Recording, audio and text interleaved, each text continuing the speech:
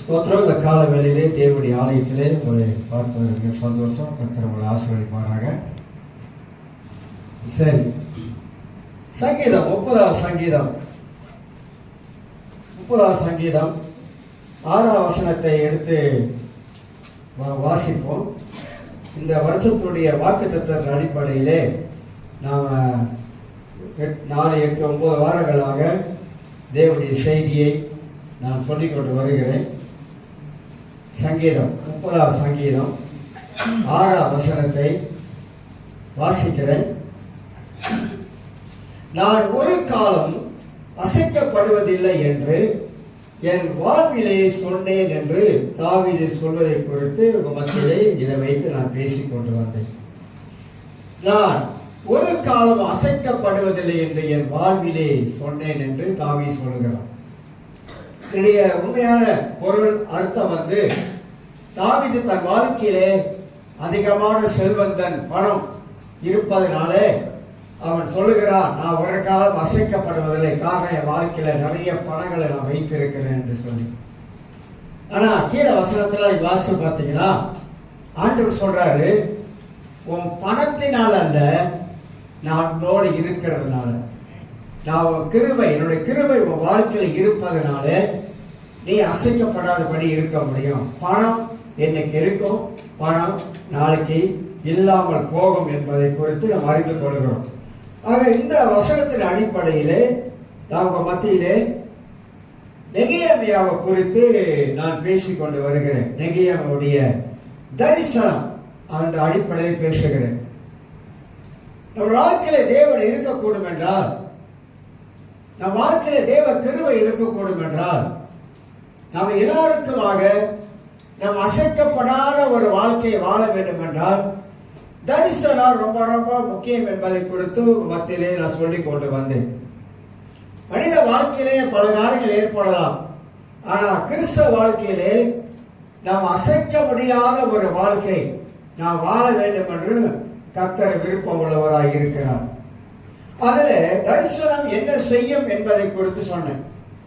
ஏன்னா நெகேமியாவுடைய வாழ்க்கையில நாம வாசித்து பார்த்தோம்னாக்கா, நெகேமியா புஸ்தகத்துல அவன் ஒரு சிறந்த தலைவன் என்று சொல்லிக் கொண்டு வரேன். சிறந்த தலைவன், வாழ்க்கையில எதிர்நீச்சல் அடிக்கக்கூடியவன், வாழ்க்கையில போராட்டங்களை மேற்கொள்ளக்கூடியவன், ஒரு நல்ல ஒரு சிறந்த ஒரு யுத்த வீரனாக காணப்பட்டான். யுத்த வீரன் சொல்லும் பொழுது அவன் எதிரிகளுக்கு முன்பதாக ஒரு தலைவன் எப்படி தைரியம் உள்ளவனாக இருப்பானோ அதுபோல அவன் தைரியம் உள்ளவனாக காணப்பட்டான். காரணம், அவனுக்கு ஒரு தரிசனம் இருந்தது. அந்த தரிசனத்தை அவன் உள்ள வைத்திருந்தான். தன் ஜனத்தை எப்படியாவது தீமையிலிருந்து, தன் ஜனத்தை கண்ணீரில் இருந்து, துன்பத்தில் இருந்து, அழுகையில் இருந்து எப்படியாவது விடுதலையாக்க வேண்டும், அழகாக கட்டப்பட வேண்டும் என்றதான ஒரு உறுதியான தரிசனம் இருந்த உள்ளுக்க. அதற்காக அவன் தேவ சமூகத்திலே அவன் ஜெபிக்க ஆரம்பித்தான் என்று சொன்னேன். அழுது ஜெபிக்க ஆரம்பித்தான், கண்ணீரோடு ஜெபிக்க ஆரம்பித்தான், தேவனிடத்தில் ஐடியர்களை கேட்டுக்கிட்டான், திட்டங்களை வகுத்தான். இப்படி பல காரியங்கள் நெகேமியாவுடைய வாழ்க்கையில நாம் பார்க்கக்கூடிய மக்களாக இருக்கிறோம். தரிசனம் என்ன செய்யும் அப்படின்னு சொன்னேன். ஒன்று, தரிசனம் சொல்லும் பொழுது தரிசனம் உள்ளவர்கள் வாழ்க்கையில முன்னோக்கி போய் கொண்டே இருப்பாங்கன்னு சொன்னேன். யாருக்கெல்லாம் ஒரு கிறிஸ்தவனுக்கு தரிசனம் இருக்கிறதோ அவன் ஒரு காலம் ஆவிக்குரிய வாழ்க்கையில பின் வாங்கவே மாட்டான். தரிசனம் உள்ளவர்கள் எப்போதும் முன்னோக்கி போய் கொண்டே இருப்பாங்கன்னு முதல் சொன்னேன். இரண்டாவது சொன்னேன், தரிசனம் உள்ளவர்கள் தேவையில்லாத காரியத்தெல்லாம் தலையிடவே மாட்டாங்க. ஏன்னா அவங்களுக்குள்ள ஒரு தெய்வீக தரிசனத்தை உள்ள வச்சிருக்கிறார். மூன்றாவது சொன்ன, தரிசனம் உள்ளவர்கள் குறிக்கோள், ஒரு குறிக்கோளோட கிறிஸ்தவ வாழ்க்கையை வாழ ஆரம்பிப்பாங்க அப்படின்னு சொல்லி உங்க மத்தியிலே நான் பேச ஆரம்பித்தேன். நாலாவது நான் சொல்லும் போது, தரிசனம் உள்ளவர்கள் அதிகமாக ஜெபிப்பார்கள். யாருக்குள்ளாம் தரிசனம் இருக்கிறதோ அவர்கள் அதிகமாக தேவ சமூகத்திலே ஜெபிக்கிற ஒரு கிறிஸ்தவனாக காணப்படுவாங்க என்பதை குறித்து நான் சொன்னேன். இன்னைக்கு 5வது காரியத்தை குறித்து நான் பேச போகிறேன். 5வது காரியம், தரிசனம் உள்ளவர்கள் தேவனுடைய வழி நடத்துதலை அற்புதமாக பெற்றுக்கொள்வார். ஏன் தரிசனம் உள்ளவர்கள் தேவனுடைய வழிநடத்துதலை பெற்றுக்கொள்ள முடியும்? அப்ப தரிசனம் இல்லாதவர்களுக்கு தேவனுடைய வழிநடத்துதல் வாழ்க்கையில பெற்றுக்கொள்ள முடியாதா என்பதை கூட நம்ம யோசிக்கலாம். தரிசனம் உள்ளவர்களுக்கு தான் தேவ வழி நடத்துதலை அவங்க அறிந்து கொள்ள முடியும். இன்னைக்கு நிறைய கிறிஸ்தவர்கள் கடவுளுடைய வழி நடத்துதலை அறியாமலே வாழ்றாங்க. ஆண்டவர் என்னை எப்படி நடத்துகிறார், ஆண்டவர் எப்படி என்னை நடத்தி கொண்டு போகிறார், எந்தெந்த காரியங்களை கர்த்தர் நடத்துதலை நான் அறிந்து கொள்ள முடியும் அப்படின்னு அறியாமலே இன்னைக்கு வாழக்கூடிய கிறிஸ்தவங்கள் இருக்கிறாங்க. ஒவ்வொரு நாளும் நம்முடைய வாழ்க்கையில தேவனுடைய வழி நடத்துதல் ரொம்ப ரொம்ப அவசியமானது. அதுல இருந்து சில காரியத்தை உங்களுக்கு காட்ட போறேன். என்னை ஆண்டவர் எப்படி நடத்துவாரு, ஆண்டவர் என்னை எப்படி நடத்தி கொண்டு போவாரு, எந்த மாதிரியான விதத்தில் கர்த்தரை நடத்தி கொண்டு போறாரு என்பதை ஒவ்வொரு கிறிஸ்தவங்களும் அறிந்து கொள்ள வேண்டும். திசை தெரியாம அலையக்கூடாது. வழி நடத்துதலை சரியா பெற்றுக்கொள்ள வேண்டும். அப்ப தரிசனம் உள்ளவங்களுக்கு ஒவ்வொரு நாளும் தேவன் அவங்க வாழ்க்கையை அற்புதமாக நடத்துகிறார் என்பதை அவங்க விளங்கிக் கொள்ள வேண்டும், அவங்க தெரிந்து கொள்ள வேண்டும் என்பதை நான் விளங்கிக் கொள்ளலாம். இதுல 3 மனிதர்களை தொட்டு மத்தியிலே பேச பிரயாசப்படுகிறேன். முதலாவதாக மோசேயை நீங்க எடுத்துக்கொண்டா, மோசேயை பத்தி நமக்கு நன்றாக தெரியும். நிறைய விஷயங்கள் மோசேயை பத்தி பிரசங்கித்திருக்கிறோம், பலகாரங்கள் கேட்டிருக்கிறோம். மோசேயை கர்த்தர் எப்படி நடத்தினார், எப்படி நடத்தி கொண்டு போனார் என்பது 40 வருஷம் வனாந்தர வாழ்க்கையிலே மோசேயை கர்த்தர் நடத்தி கொண்டு வந்தார். அப்படி நடத்தும் பொழுது மோசே அடிக்கடி எங்க போனாரு? சீனாய் மலைக்கு தான் போனார். ஏன் அடிக்கடி மோசே அங்க போனார்னாக்கா, கடவுளுடைய நடத்துதலை பெற்றுக் கொள்வதற்கு நாம் எங்க அடிக்கடி போகிறோம்னாக்கா, தேவ சமூகத்துக்கு அடிக்கடி போக வேண்டியது அவசியம். நிறைய கிறிஸ்தவர்கள் தேவ சமூகத்துக்கு போவது இல்லை. நிறைய கிறிஸ்தவர்கள் தேவ சமூகத்தில் உட்கார்ந்து தேவனோடு உறவாடுகிற காரியம் குறைஞ்சி போயிடுச்சு. நிறைய கிறிஸ்தவ வாழ்க்கையில ஜெபிக்கிற ஒரு அனல் இல்லாமல் போயிடுச்சு. ஜெப கூட்டம் அப்படின்னு சொன்னாலே வருவதற்கு மக்கள் கஷ்டப்படுறாங்க. சபையில் இன்னைக்கு எங்க பார்த்தாலும் ஜெப கூட்டம் சொல்லும் பொழுது ஆட்கள் குறைஞ்சிட்டாங்க. ஜெபம் சொன்னாலே அவங்க வாழ்க்கையில ஜெபமா என்ற ஒரு நிலைமை வாழ்க்கையில ஏற்படுது.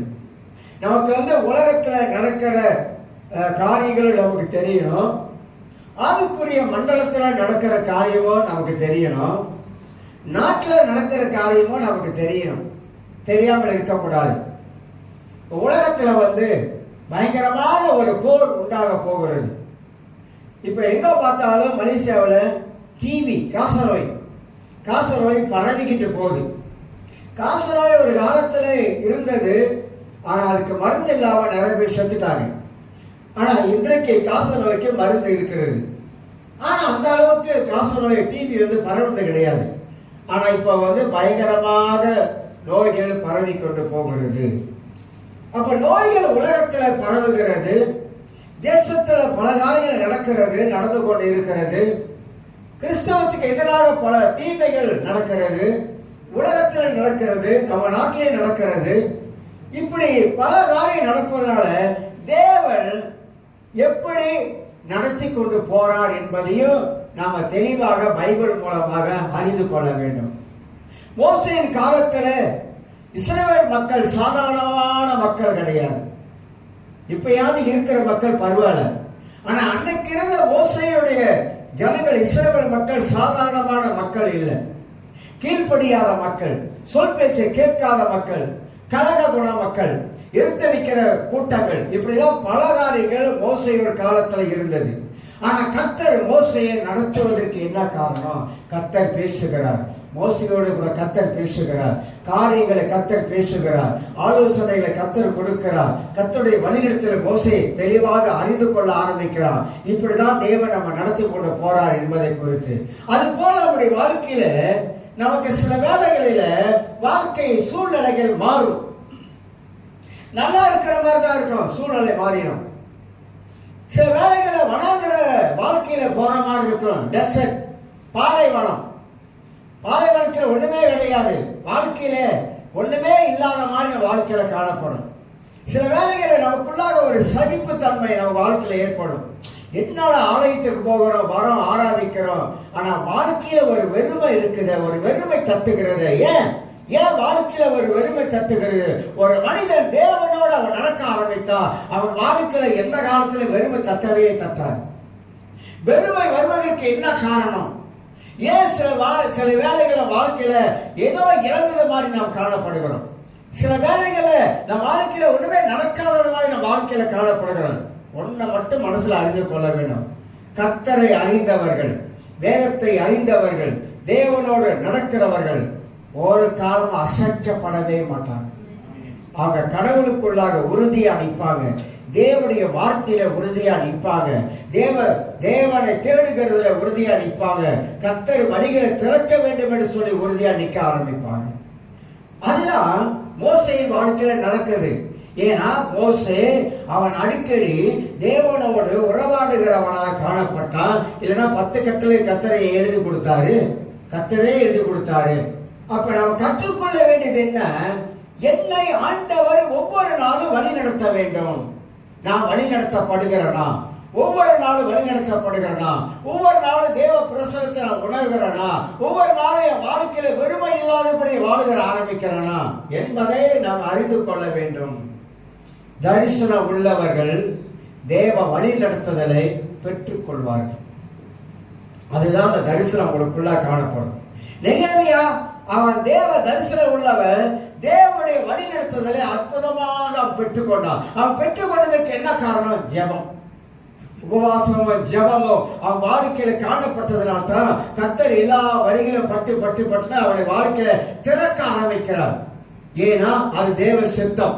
அந்த தேவ சித்தம் அற்புதமாக அவன் வாழ்க்கையில நிறைவேறுவதை நாம் பார்க்க ஆரம்பிக்கிறோம்.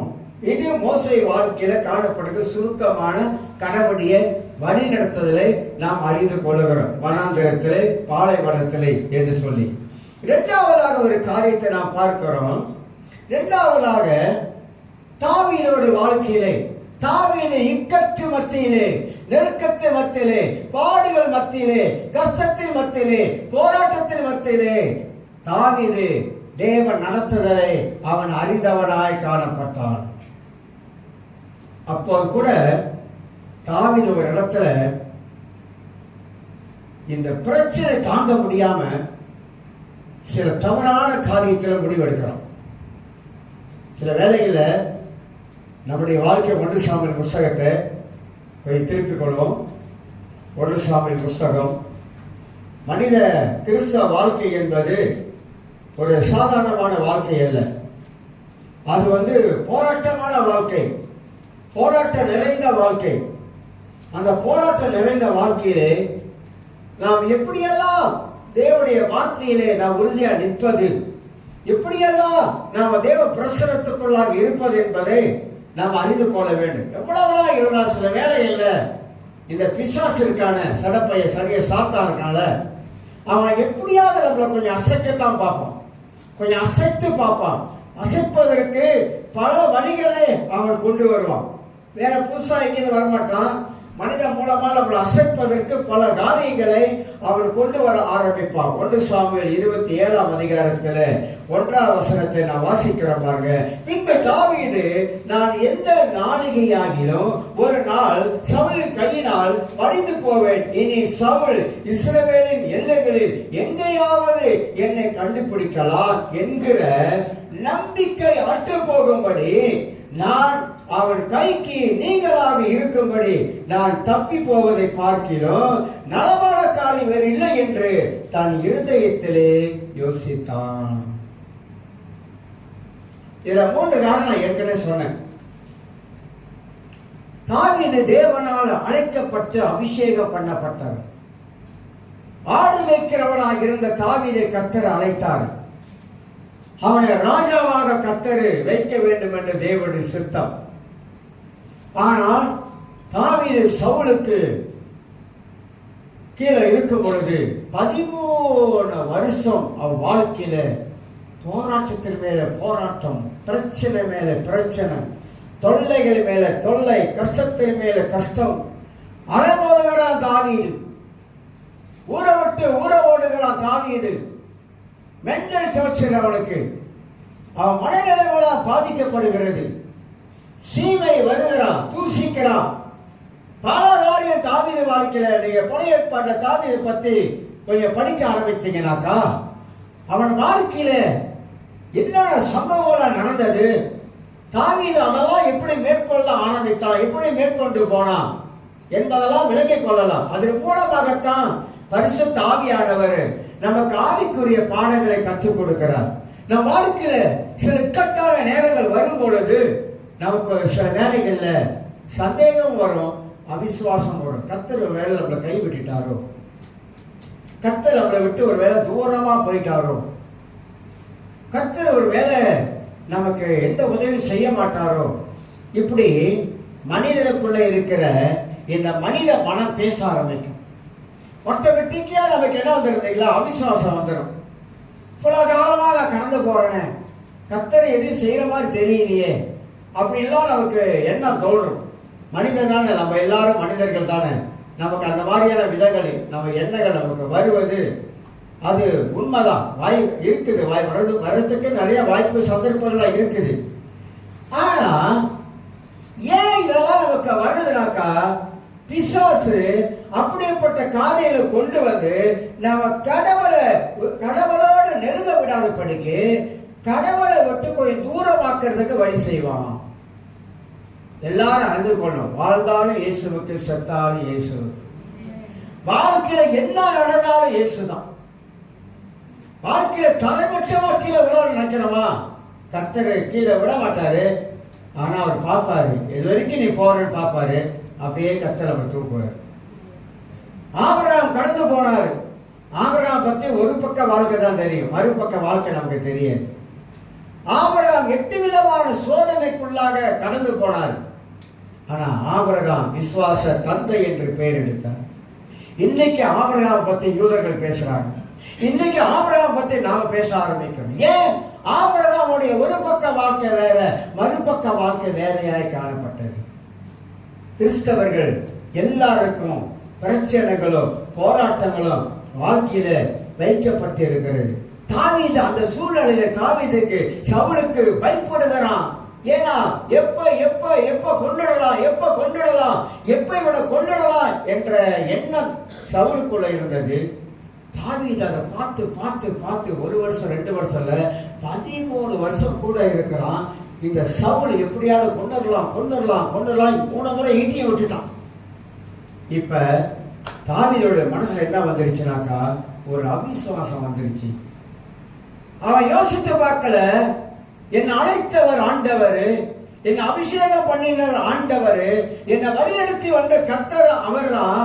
நிச்சயமாக சவுல் கையில ஒரு நாள் ஆண்டவர் என்னை ஒப்பு கொடுக்க மாட்டார் என்ற விசுவாசம் அந்த நேரத்தில் அவனுக்கு எல்லாம் போயிடுச்சு. மனித சூழ்நிலை டக்குன்னு மாறிடுங்க. நம்ம நினைக்கிறோம் சில வேளை இந்த கப்பை கவுந்துரும் சந்தர்ப்பம் இருக்குது. பெரிய புயல் அடிக்கும், பெரிய காத்தடிக்கும், பயங்கரமா அடிக்கும் காத்து.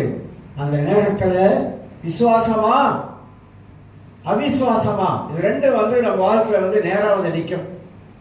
விசுவாசமா நிக்க வரியா, இல்ல கொஞ்சம் அவிசுவாசம் மனதுக்குள்ள வருதா, இல்ல புயல் அடிச்சு கப்ப கவுந்துருமா?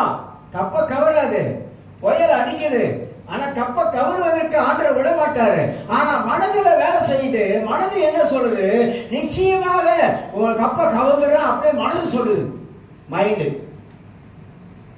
இது பொல்லாது தெரியுங்களா? அந்த மைண்டு நினைக்க கூடாதா நினைக்கிறதா அந்த மைண்டு. எதெல்லாம் நினைக்க கூடாதோ அதெல்லாம் இதான் யோசிக்கும். எதெல்லாம் மைண்ட் யோசிக்கணுமோ, சிந்தனைக்குள்ள இருக்கணுமோ அது யோசிக்காது. எதெல்லாம் என்ன இந்த மனதை பைபிளை பார்க்க வைக்கணும் நினைக்குதோ அதெல்லாம் பார்க்க வைக்காது. அந்த நேரத்துல, அந்த சூழ்நிலையில, அந்த பிரச்சனை நேரத்துல நமக்கு இப்படியெல்லாம் மனசு அலம்போது பாருங்க. பல விதங்கள்ல மனசு அலம்போது. அங்க போலாமா, இங்க போலாமா, எங்க போய் சேவ் பண்ணிக்கலாமா, அங்க போய் சேவ் பண்ணா யாராவது ஏதாவது சொல்லுவாங்களா, இப்படி எல்லாம் ஓடும். யார் எந்த தீர்க்க தரிசனம் சொல்லுவாங்க, அங்க போய் தலையை வச்சு கொடுத்தமாக்கா அங்க ஏதாவது சொல்லுவாங்களா, எந்த ஊழியக்காரர் தேடுவோம், எங்கே தேடுவேன், இயேசுவை தேட மாட்டோம், எங்கே தேடுவோம், எந்த ஊழியக்காரர் தேடுவோம்னா அப்படிதான் மனசு போகும். ஏன்னா நமக்கு இருக்கிற பிரச்சனை அப்படி. நான் யாரையும் இப்போ ஜெபிக்கிறத பற்றி தப்பா சொல்ல, ஆனால் நம்முடைய நிலைமையை பற்றி சொல்றேன், நம்ம சூழ்நிலையை பற்றி சொல்றேன். அந்த சூழ்நிலையில நமக்கு இப்படிப்பட்ட அவிசுவாசங்கள் நமக்குள்ளாக வந்துடும். தாவீதுக்குள்ளாக இந்த ஒரு அவிசுவாசம் அவனுக்குள்ளாக வந்துருச்சு. அது மட்டுமல்ல, அவன் நினைச்சிருக்கணும், கர்த்தர் தான் என்னை அழைத்தாரு, கர்த்தர் தான் என்னை அபிஷேகம் பண்ணாரு, கர்த்தர் தான் ராஜாவாக்குவான்னு சொல்லி இருக்கிறாரு. அந்த வார்த்தையை விட்டுட்டான் பாருங்க. அந்த வார்த்தையை பிடித்துக் கொள்ளல. நான் தான் சொல்லுவேன் அடிக்கடி, கர்த்தர் நமக்கு கொடுத்த வாக்கு தத்தங்களை கொஞ்சம் சிந்தித்து பார்க்கணும். கர்த்தர் கொடுத்த வாக்கு தத்தங்களை அவருக்கு சொல்ல ஆரம்பிக்கணும். தேவனே, இப்படியெல்லாம் வாக்கு பண்ணியிருக்கீங்க ஆண்டவரே, அந்த வாக்கு தத்தங்கள் எனக்கு உடையது ஆண்டவரே அப்படி சொல்லி வாக்கு தத்தங்களை சுதந்திரிக்க தெரியணும். வாக்கு தத்தத்துல நிக்க தெரியணும். வாக்கு சொன்னவர் பொய் உரையாத கர்த்தர். அவர் வாக்கு மாறாதோ. கொஞ்ச காலம் நம்முடைய வாழ்க்கை இப்படிதான் போகும் அப்படின்னா, ஆண்டவரே உமக்கு நன்றி ஆண்டவரே, நீ எப்படியெல்லாம் என்ன வழி நடத்துறீங்களோ அப்படியெல்லாம் என்ன வழி நடத்துங்க ஆண்டவரே அப்படின்னு நம்ம தான் நம்ம ஜெபத்துல இருந்து நம்மளை விட்டு கொடுக்க ஆரம்பிக்கணும். சில வேளையில கர்த்தர் நம்மளை அப்படியே புடமிட்டு புழிஞ்சி எடுத்து நம்மளை கசக்கி பிழிஞ்சி அப்புறம் நமக்கு மணக்கிற ரோஜா மாதிரி கொண்டாடுவார். நம்ம இடம் கொடுக்க மாட்டோம் அதுக்கெல்லாம். இயேசு சொன்னார், ஒருவன் என்னை பின்பற்றி வர விரும்பினான். விரும்பலாம் போயிருப்பான். நீ என்னை பின்பற்றி வர விரும்புறியா? விருப்பம் இருக்கா? விருப்பம் இல்லையா? பின்னாலேயே போயிரு. என்ன நீ பின்பற்றி வர விரும்பலாக்கா, நான் சொன்னதை நீ கேளு. தன்னைத்தானே வெறுத்து தன் சிலுவையை சும. உனக்கு ஒரு சிலுவை இருக்கு உலகத்துல. எல்லா கிறிஸ்தவர்களுக்கும் சிலுவைன்னு ஒண்ணு இருக்கு, சுமக்கிற பாரம்னு ஒண்ணு இருக்கு. சுமந்துதான் ஆக வேண்டும். ஏன் சுமக்கணும்? கற்றுக்கொள்வதற்காக. கர்த்தர் கற்றுக் கொடுக்கிறார். நிறைய காரியங்களை தேவன் நமக்கு பல விதங்களை கற்றுக் கொடுக்கிறாரு. கற்றுக்கொள்வதுதான் கிறிஸ்தவ வாழ்க்கை. சொகுசா வாழணும் அப்படின்னு நினைச்சிடாதீங்க. ஆண்டவர் ஆசீர்வதிக்கிறார், எல்லாம் நல்லது. இன்னைக்கு ரொம்ப பிரீச்சர் என்ன பண்ணிட்டாங்க, பிரசங்கம் பண்றது எப்படி ஆயிடுச்சுனாக்கா, ஆண்டவனை கீழாக்காமல் மேலாக்கிடுவாரு அப்படின்னு. எப்படியாவது உன மேல ஆண்டவர் ஆக்கிடுவார், கீழாக்காம மேலாக்கிடுவாரு அப்படின்வாங்க. அதுக்கு மேலெல்லாம் வாசிக்க மாட்டாங்க, அப்படி மொட்டையா ஒரு வசனத்தை எடுத்து பேசிடுவாங்க. கர்த்தர் கீழாக்காம நிச்சயம் மேலாக்குவார் தான். நீ மேல வர்றதுக்கு சில ப்ரோசஸ் எல்லாம் இருக்குது, சும்மா வந்துட முடியாது. அப்ப அதெல்லாம் நம்ம கடந்து போகணும். வாழ்க்கையில அனுபவம்னு ஒண்ணு இருக்குது. அந்த அனுபவத்தை கர்த்தர் நமக்கு கற்றுக் கொடுக்கிறார். வாழ்க்கையில கடந்து போகிற பாதை ஒண்ணு இருக்கு. அந்த பாதையில கர்த்தர் கடக்க வைப்பாரு. அது கடினமா இருக்கும், அது முள்ளா இருக்கும், அது கல்லா இருக்கும். அதுல போ அப்படின்னுவாரு. அது போவதுக்கு நம்ம சம்மதிக்கணும். போராண்டவரு இடுக்கமான வாசல் வழியா பிரவேசிக்கிறவர்கள் கொஞ்சம் பேர், அகலமான வாசல் வழியா பிரவேசிக்க நிறைய பேர் போறாங்க. இடுக்கமான வாசல்னா அது குனிஞ்சுதான் போகணும். இடுக்கமான வாசல் அது ரொம்ப ரொம்ப கஷ்டமானது. அந்த பாதை வழியா போக முடியுதா சொல்லுங்க? கிறிஸ்தவர்களுக்கு கஷ்டமே வரக்கூடாதுங்க. பொய்யனுங்க புரியிட்டானுங்க. கிறிஸ்தவர்களுக்கு கஷ்டமே வரக்கூடாது. எங்கேயாவது ஒரு இடத்துல பைபிள் இருக்கு, கிறிஸ்தவங்களுக்கு கஷ்டமே வராது. கிறிஸ்தவங்களுக்கு எவ்வளவு கஷ்டம்.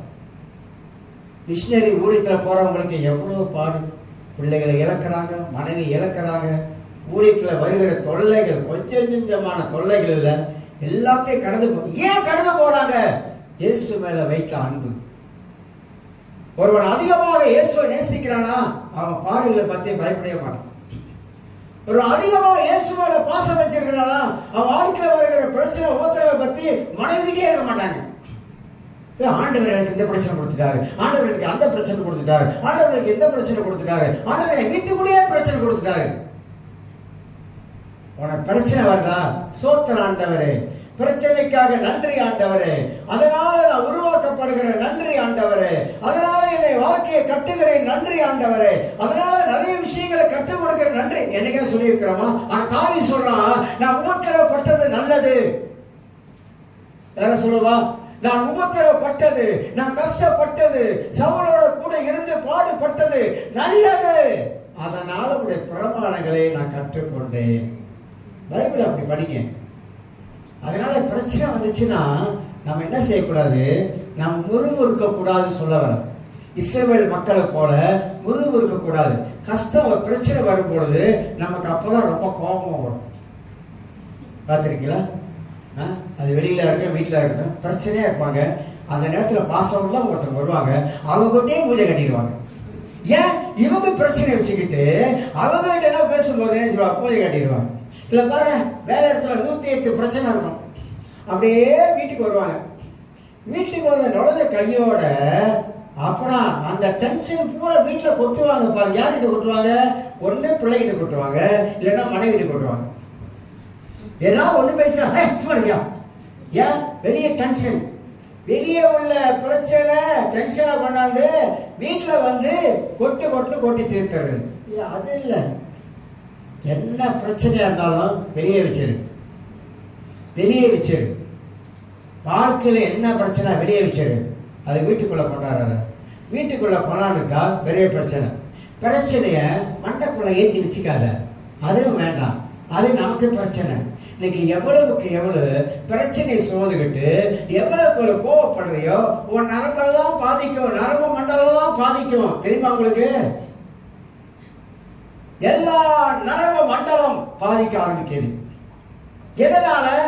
அதிகமா ஓவரா டென்ஷன் ஆயிடும். ஓவரா டென்ஷன் ஆகுறதுனால ஓவரா கோவப்படுறதுனால உறுப்புகள் எல்லாம் பாதிக்கப்படுது. உண்மை, நான் சொல்றது உண்மை. எல்லாம் பாதிக்கப்படுது. ஏறாத பிரஷரு மண்டைக்கு மேல ஏறிடுது. எப்ப நரம்பு வெடிக்கிறது தெரியாது, அந்த அளவுக்கு ஏறுது. ஏப்பா போட்டு பார்த்தா அது பாட்டு ஏறி நிக்குது. ஏன் ஏறி நிக்குது? Over tension. ஓவரா நம்ம வாழ்க்கையில கண்டதையும் போட்டு மண்டையில போட்டு குழப்பிக்கிட்டு இருக்கிறதுனால தான் வாழ்க்கையில, கிறிஸ்தவ வாழ்க்கையில ஜெயமான வாழ்க்கை இல்லை, வெற்றிகரமான வாழ்க்கை இல்லை. கர்த்தருடைய வார்த்தை என்ன சொல்றது அதை யோசிக்க மாட்டோம். பைபிளை விடாம படிக்க மாட்டோம். தேவ சமூகத்துல விடாம ஜெபிக்க மாட்டோம். நாம் வாழ்க்கையில வருகிற போராட்டங்களுக்கு ஜெபத்தின் மூலமா உடைக்க மாட்டோம். சாத்தானை எதிர்த்து நிற்க மாட்டோம். பிசாசின் கிரிகளை முறியடிக்க மாட்டோம். இதெல்லாம் ஒண்ணு செய்யாம ஒண்ணு நடக்காதுங்க. நிறைய கிறிஸ்தவங்க ஏன் சிக்கல்ல மாட்டிக்கொள்றாங்க தெரியுங்களா? ஏன் நிறைய கிறிஸ்தவங்க தேவ நடத்துதலை பெற்றுக்கொள்ளாமல் இருக்காங்க தெரியுங்களா? ஏன் நிறைய கிறிஸ்தவங்க பிரச்சனை, வாயை திறந்தா பிரச்சனை, படுத்தா பிரச்சனை, கண்ணை திறந்தா பிரச்சனை, என் முன்னுக்கு பிரச்சனையெல்லாம் நிக்குது அப்படி ஏன் சொல்லிட்டு இருக்கிறாங்க? ஏன் சொல்றாங்க? அவங்களுக்கு ஜெயிக்க தெரியல, சாத்தானை அடிக்க தெரியல, சாத்தானை வைக்க வேண்டிய இடத்துல வைக்க தெரியல, சாத்தானை கொண்டு போய் ஒரு நாக்காலில் உட்கார வைக்க தெரியல. இதுதான் பிரச்சனை, வேற ஒண்ணும் கிடையாது. காரணம் அவங்களுக்குள்ள இருக்கிற அந்த பிரச்சனைகளே அவங்க வாழ்க்கையில பெரிய போர்க்குளமாகிருக்கு. ஜாய்ஸ் மேயருடைய புத்தகத்தை படிச்சு பாருங்க, தெரியும். நம்மளுக்கு தான் புக்கு படிக்கிற பழக்கமே இல்லையே. புக்கு வாங்குற பழக்கமும் கிடையாது, புக்கை படிக்கிற பழக்கமும் கிடையாது. ஏன்னா அதெல்லாம் படிச்சுட்டா எங்கேயோ போயிடும். அதெல்லாம் படிச்சுட்டா வாழ்க்கையில உச்சகட்டத்துக்கு போயிடும். அதெல்லாம் படிச்சுட்டா சாத்தான மேற்கொண்டுரும். அதனால அதெல்லாம் படிக்க மாட்டோம். வாழ்க்கையில நமக்கு எல்லாருக்கும் ஒரு ஸ்பிரிச்சுவல் வார்ஃபேர் இருக்குது, ஆவிக்குரிய ஒரு யுத்தம் இருக்குது. அதை எப்படி செய்யணும் என்பதை கற்றுக்கொள்ளணும். எப்படி செய்தா ஆவிக்குரிய யுத்தத்துல ஜெயிக்க முடியும்? ஆவிக்குரிய யுத்தம்னா என்னது? ஆவிக்குரிய யுத்தத்தை எப்படி செய்யலாம்? அதை எப்படி செய்தா சாத்தானை அடிக்க முடியும்? என்னன்னா வாயில சொல்லி ஜெபிக்க ஆரம்பிக்கிறோம். எப்படி ஜெபிக்க ஆரம்பிக்கிறது? ஆவியில எப்படி ஜெபிக்க ஆரம்பிக்கிறது? விடாமல் எப்படி ஜெபிக்க ஆரம்பிக்கிறது? மணிக்கணக்கில் உட்கார்ந்து எப்படி ஜெபிக்க ஆரம்பிக்கிறது? நீங்க சாத்தான் பிரச்சனை கொடுத்துட்டா, கொண்டாந்து வச்சுட்டானா, நடுவீட்டில் வச்சுட்டானா, போடா அப்படின்னா போயிருமா? உடனே போயிருமா? சொல்லுங்க பார்க்கலாம். சிங்கப்பூர்ல ஒரு அப்படிதான். நானும் ஒரு பாசரம் மாநாடு போயிருந்தோம். அங்கே ஒரு மனசி பார்த்துட்டு எங்கள் வீட்டுக்கு வாங்க ஜெபம் பண்ணுங்க அப்படின்னு. இப்போ நானும் இன்னொரு 10 மீட்டர் அவனுக்கு போயிருக்கோம். இப்போ ஜாமனா அந்த மனுஷி கிறிஸ்தவ விட்டு பின்மாறி 7 வருஷம் ஆச்சு. கிறிஸ்தவ விட்டு பின்மாறி 7 வருஷம். அதுக்குள்ளே பெரிய ஒரு பேய் இருக்குது. அந்த பேய் வந்து கீழே விழுந்து பெறலுது. அந்த வீட்டுக்காரர் என்ன சொல்கிறார் தெரியுமா? நான் உனக்கு என்ன செஞ்சேன்? பேய்கிட்ட சொல்கிறாரு, நான் உனக்கு என்ன செஞ்சேன்? போயிரு. எப்படி கேட்குறாரு? பேசாமல் போயிரு. பேய் அதட்டி ஜெபிக்கிறத விட்டுட்டு, சொல்கிறத விட்டுட்டு, நான் உனக்கு என்ன செஞ்சேன் அப்படின்னு அதுக்கிட்ட கேட்டா அது என்ன பண்ணணும்? அவரை பார்த்து என்ன நினைக்கும்? நான் மாதிரி ஒரு விளக்கண்ணா யாருமே இருக்க மாட்டாங்களா? ஏன் ஏன் ஏன் அப்படி நினைக்க அப்படின்னா, அவருக்கு சாத்தானை எதிர்க்கிற அதிகாரம் தெரியல. சாத்தானை எதிர்க்கிற அதிகாரத்தை கர்த்தர் கையில் கொடுத்திருக்கிறாரு. எந்த பிரச்சனையா இருக்கட்டும், நான் சொல்றேன் இந்த கால வேளையில நம்மளோட வாழ்க்கையில தாவீதுக்கு அதை விட மேலான பிரச்சனை வந்திருக்குதா? தாவீதுக்கு வந்த மாதிரி ஒரு பிரச்சனை வந்திருக்குதா? மோசேக்கு வந்த மாதிரி பிரச்சனை வந்திருக்குதா? ஏதாவது இருக்கட்டும் வாழ்க்கையில, ஆனா தரிசனம் உள்ளவங்க அவங்க செய்ய வேண்டிய வேலையை கரெக்டா செய்வாங்க. நடக்கட்டும், நடக்கதான் போகுது. சில பேர் சொல்றாங்களே, கர்த்தருக்கு சித்தமானால் அது நடக்கட்டும். என்னதான்?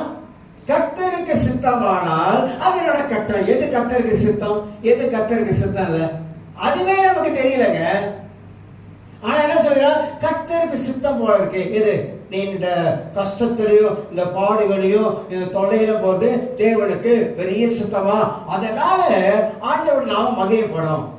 இப்படிலாம் நிறைய வார்த்தைகளை பேசுற ஆட்களா இருக்காங்க. தேவன் நம்முடைய வாழ்க்கையில நடத்துகிற வழியை அறிந்து கொண்டா, நம்ம வாழ்க்கையில வருகிற சோதனைகள் வரும் பொழுதெல்லாம் அதை எப்படி ஜெயமாக மாற்றி அமைக்க வேண்டும் என்பது பைபிள் கற்றுக் கொடுக்குது.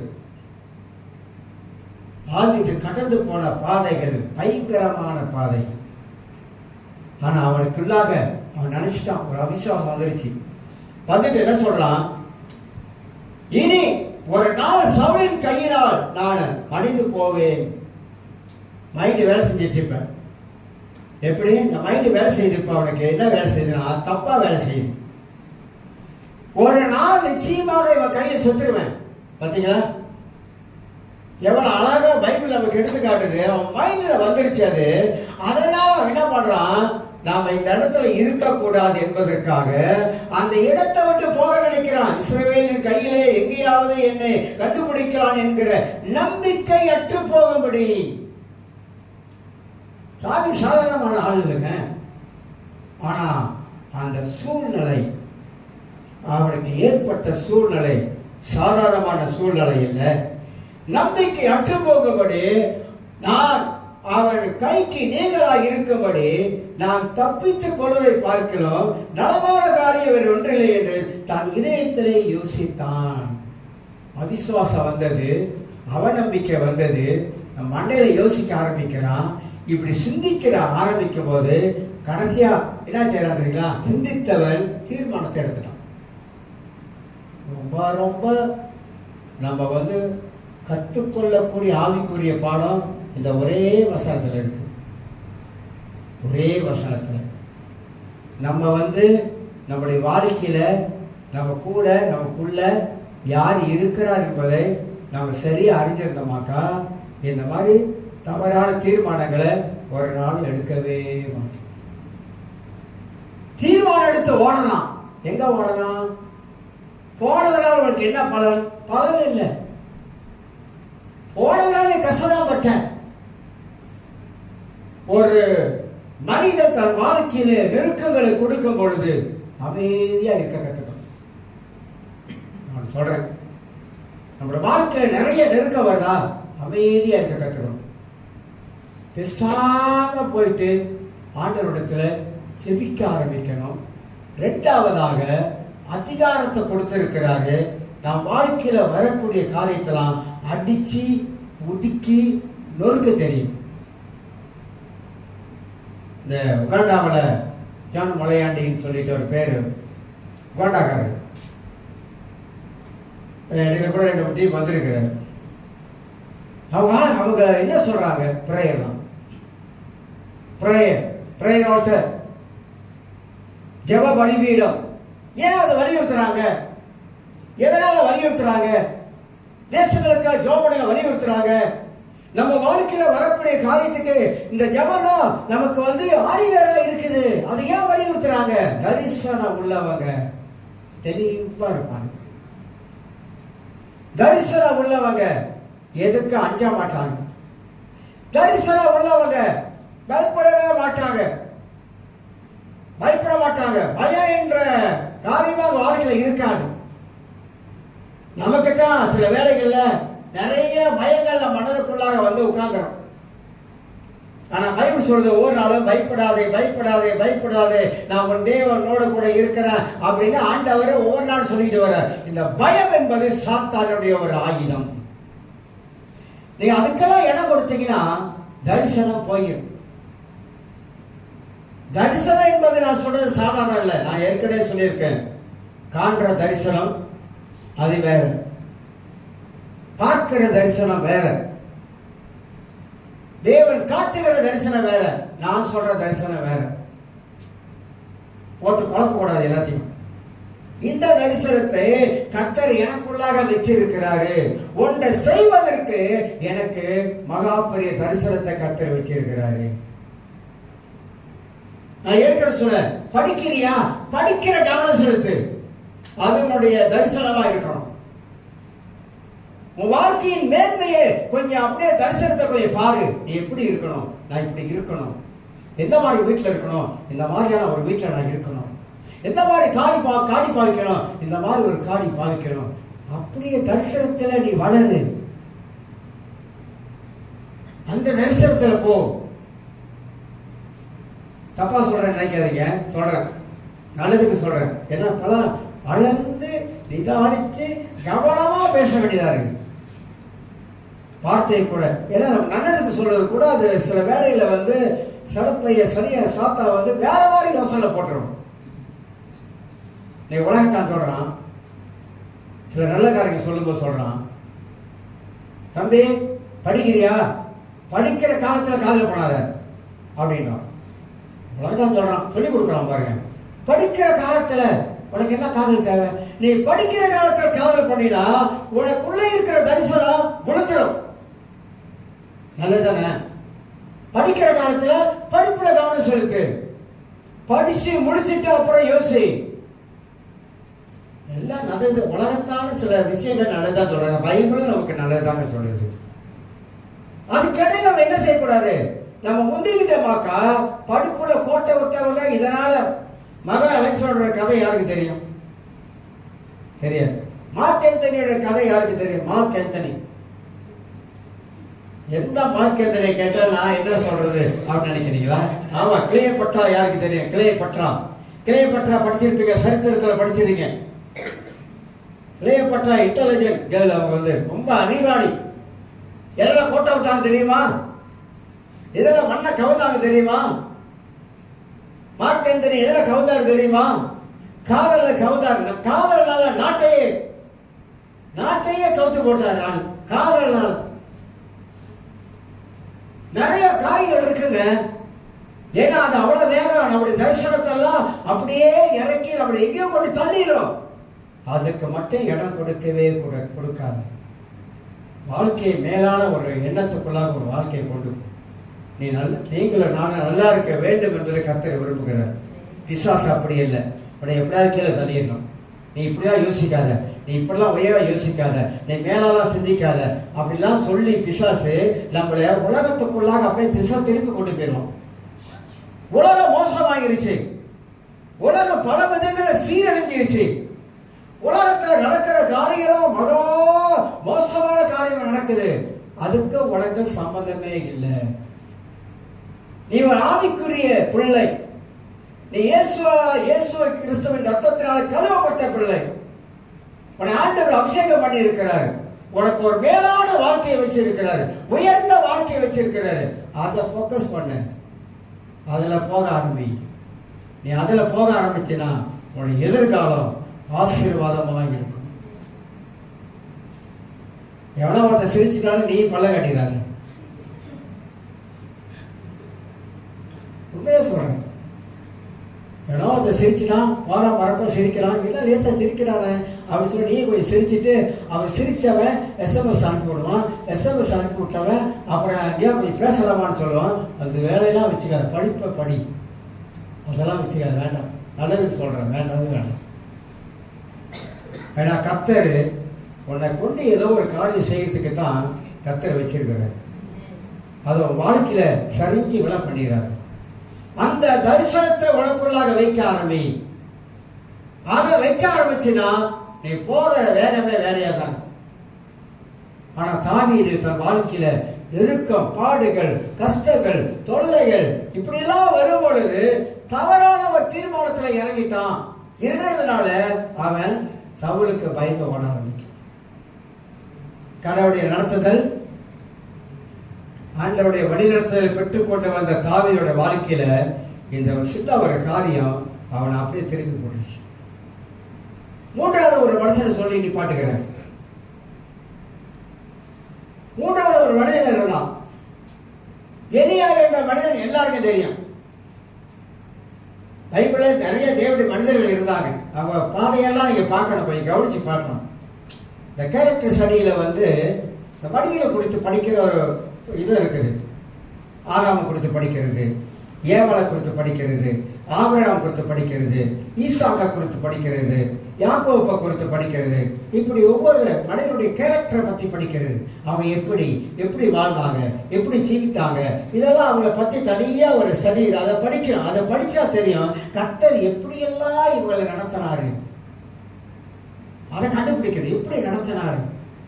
அன்னைக்கு இருந்த அதே ஆண்டவர் தானே இன்னைக்கு இருக்கிறாரு. ஆபிரகாம் கூட இருந்த ஆண்டவர் தான் இன்னைக்கு நம்ம கூட இருக்கிறாரு. யாக்கோபு கூட, ஈசாக்கு கூட இருந்த ஆண்டவர் தான் நம்ம கூட இருக்கிறார். எலியாவின் தேவன் நம்ம தேவன் தானே. ஆனா ஆண்டவர் அவரெல்லாம் எப்படி நடத்தினாரு? எலியா என்பவன் சாதாரண மனிதர் அல்ல. எலியா வானத்தில் அக்கினி இறக்கினவர், எல்லாருக்கும் தெரியும். அடிக்கடி ஞாபகப்படுத்துவது அவசியமா இருக்குது. பேதுரு தான் சொல்றாரு. பேதுரு சொல்றாரு, பேதுரு வாசிக்கும் போது அடிக்கடி நான் உங்களுக்கு வேத வசனங்களை நினைப்பூட்டுவது அவசியமா இருக்கு. எல்லாம் மறந்தோம். நினைப்பூட்டுவது, அடிக்கடி நினைப்பூட்டுவது அவசியமா இருக்கிறது. எலியா பெரிய ஆளுதான். வானத்தில் அக்கினி இறங்க வைத்தா பாகால் தீர்க்கதரிசிகளை வெட்டி போட்டவன். இஸ்ரவேல் ஜனங்களை 7000 இஸ்ரவேல் ஜனங்களை இஸ்ரவேல் தேவனுக்கு முழங்கால் படியிடாதவர்கள் முழங்கால் படியிட்டவன். அந்த மாதிரி எலியா ஒரு ஏசபேலுடைய வார்த்தை வந்துச்சு, நாளைக்கு உன் தலை உருளும். இதான் மைண்ட்ல பதிஞ்சிருச்சு. அப்படியே நாளைக்கு என் தலை உருளும். இது என்ன செஞ்சிருக்கணும் எலியா? இல்ல, கர்த்தர் என்னை கொண்டு செய்ய வேண்டிய காரியங்கள் இன்னும் இருக்குது. நான் 40 நாள் நடந்து போக வேண்டிய பிரயாணம் இருக்குது.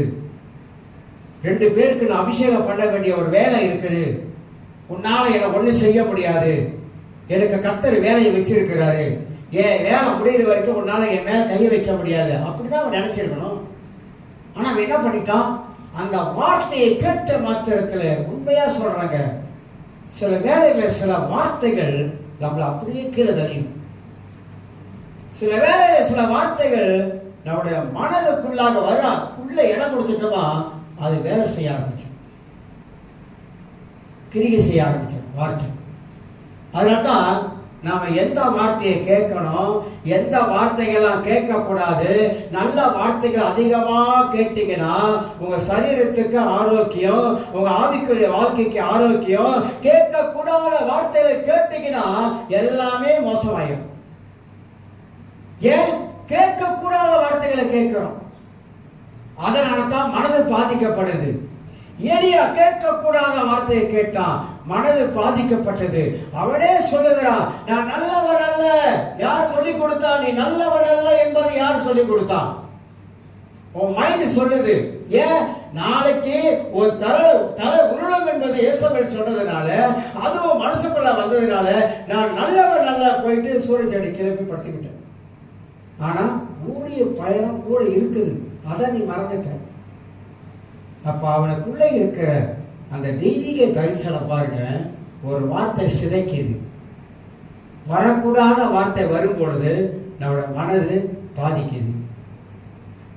தரிசனம் அதனால பாதிக்கப்படுகிறது. கிறிஸ்தவ வாழ்க்கையில கேட்கிற வார்த்தை கவனமா நம்ம கேட்கணும். நல்ல வார்த்தையில கேட்டுக்கிட்டே இருக்கல. நான் அடிச்சு சொல்றேன், நான் அனுபவத்தை சொல்றேன். நல்ல வார்த்தைகளை கேட்க கேட்க கேட்க கேட்க நம்முடைய ஆவிக்குரிய வாழ்க்கை அந்த அளவுக்கு புஸ்தியா இருக்கும். கேட்கக்கூடாத வார்த்தை கேட்க கேட்க கேட்க நம்ம இருதயம் நொந்து போயிடும், நூலாயிரும்.